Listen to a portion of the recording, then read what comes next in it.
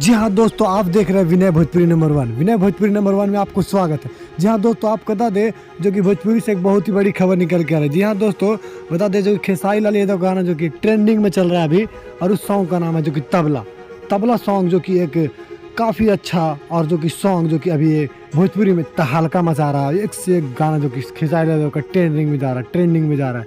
तो आपको बता दें कहीं ना कहीं तबला सॉन्ग को आपको भी दिल दिमाग में चलता होगा कि तबला सॉन्ग बनाने में कुल कितना लागत लगा है, कितना पैसा लगा है भोजपुरी में। तो आपको बता दे जो कि तबला सॉन्ग को बनाने में 40 से 45 लाख रुपए जो कि लग चुका है, जो कि खेसारी लाल यादव एक इंटरव्यू में बताए हैं।